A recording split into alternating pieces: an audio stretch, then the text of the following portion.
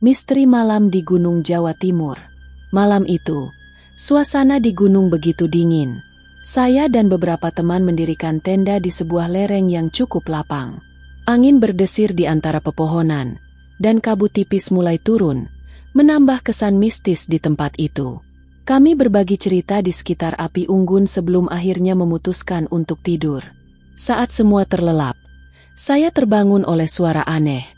Suara seorang kakek-kakek yang lirih, terdengar memanggil, "Kesini, kesini." Hati saya berdesir. Saya coba mendengarkan lebih jelas. Suara itu seolah berasal dari arah hutan di belakang tenda.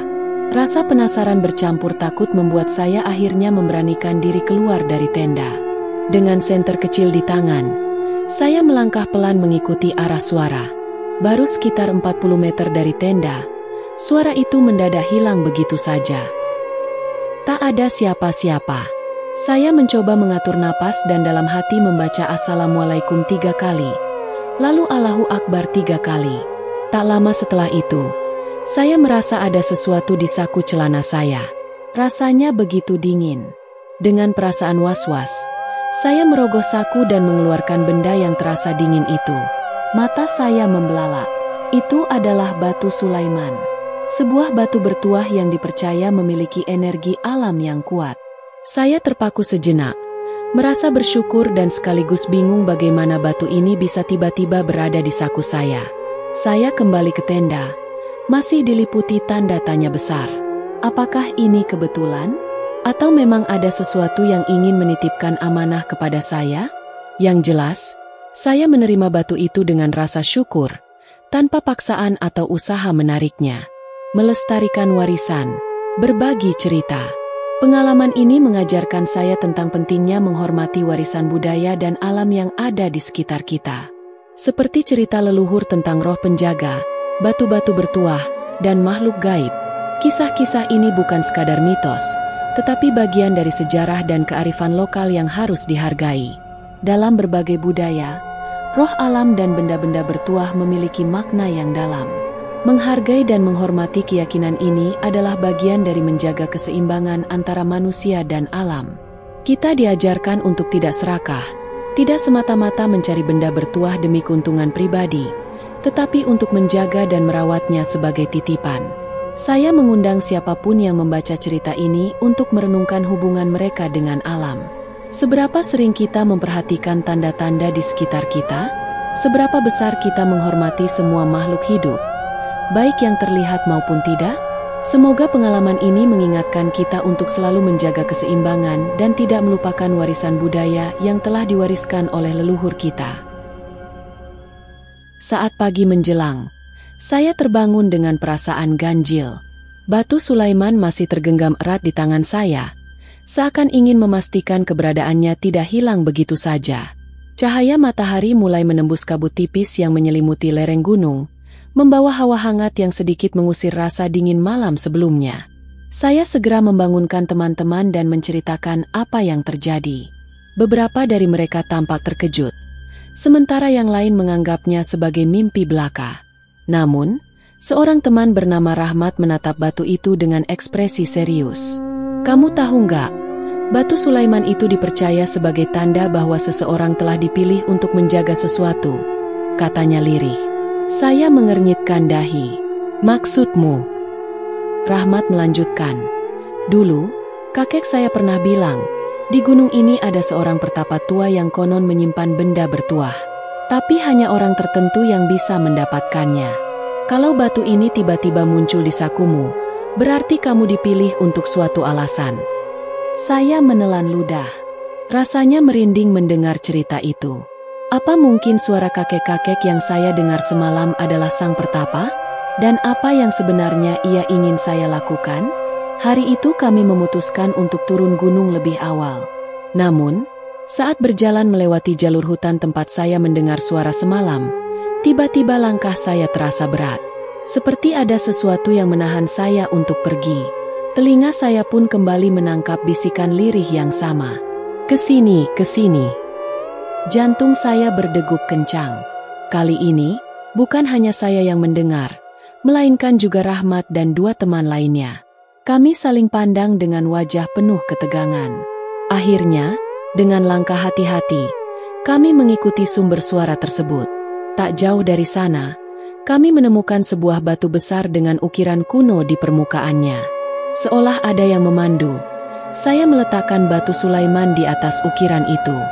Seketika, angin berhembus kencang dan kabut tebal menyelimuti tempat tersebut. Dari kejauhan, bayangan seorang lelaki tua muncul, mengenakan jubah putih dan bertongkat. "Terima kasih telah menjaga titipan ini," suaranya terdengar dalam namun lembut. "Batu ini bukan sekadar benda bertuah, tetapi kunci untuk menjaga keseimbangan alam di tempat ini." Sebelum kami sempat bertanya lebih jauh, bayangan itu perlahan menghilang bersama kabut yang mulai menipis. Batu Sulaiman yang tadi saya letakkan pun lenyap, seolah telah kembali ke tempat asalnya. Kami semua terdiam, tak percaya dengan apa yang baru saja kami alami.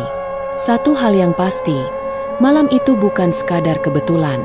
Saya sadar bahwa ada banyak hal di dunia ini yang tak selalu bisa dijelaskan oleh logika, dan alam memiliki caranya sendiri untuk berkomunikasi dengan manusia. Setelah kejadian itu, saya semakin menghormati alam dan segala misterinya. Pengalaman ini menjadi pengingat bahwa ada kekuatan yang lebih besar dari kita, dan bahwa kita harus selalu menjaga keseimbangan serta warisan yang telah dipercayakan kepada kita. Sejak saat itu, saya tak lagi menganggap cerita-cerita leluhur sebagai sekadar mitos. Mungkin, di baliknya tersimpan kebenaran yang hanya bisa dipahami oleh mereka yang dipilih untuk mengetahuinya. Minggu-minggu setelah kejadian di gunung itu, saya merasa ada sesuatu yang berubah dalam diri saya. Setiap kali saya berjalan melewati pepohonan atau mendengar suara angin berdesir, saya seolah bisa merasakan bisikan halus dari alam. Rahmat, yang sejak awal tampak paling serius dengan kejadian itu, juga merasakan hal serupa. "Kita sudah mengalami sesuatu yang tak bisa dijelaskan dengan akal biasa," katanya suatu sore ketika kami duduk di tepi sungai dekat desa. "Dan aku rasa ini bukan akhir dari semuanya." Saya mengangguk setuju. Sejak kejadian itu, saya mulai lebih memperhatikan keadaan sekitar. Saya menyadari ada beberapa tanda yang mungkin dulu saya abaikan. Pola tumbuhan yang tumbuh tak biasa di beberapa tempat, suara-suara burung yang terdengar seolah menyampaikan pesan, dan perubahan kecil pada cuaca yang seolah bisa saya prediksi. Suatu malam, saya kembali bermimpi. Dalam mimpi itu, lelaki tua berjubah putih kembali muncul. Kali ini, wajahnya terlihat lebih jelas. Ia berdiri di depan air terjun kecil yang dikelilingi pepohonan rimbun. "Sudah saatnya kamu memahami lebih dalam," katanya. "Batu Sulaiman bukan hanya kunci untuk menjaga keseimbangan alam, tapi juga tanda bahwa tugasmu belum selesai. Ada sesuatu yang masih tersembunyi." Saya mencoba bertanya lebih lanjut, tetapi tubuh saya terasa semakin ringan, dan perlahan mimpi itu memudar. Saya terbangun dengan jantung berdegup kencang. Keesokan harinya, saya menceritakan mimpi itu kepada Rahmat. Ia berpikir sejenak, lalu berkata, "Kakekku pernah bercerita tentang tempat suci di dekat air terjun di pegunungan.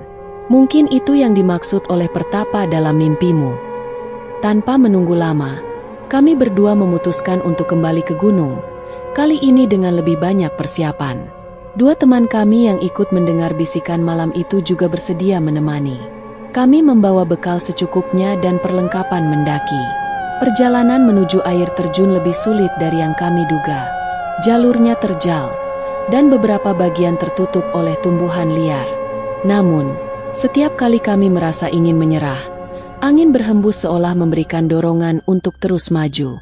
Setelah berjam-jam berjalan, akhirnya kami tiba di depan air terjun yang megah. Tempatnya begitu sunyi, hanya terdengar suara air yang jatuh membentuk kolam kecil di bawahnya. Kami berempat saling pandang. Lalu, perlahan saya melangkah mendekat dan menyentuh permukaan batu di dekat air terjun. Saat itulah sesuatu yang tak terduga terjadi.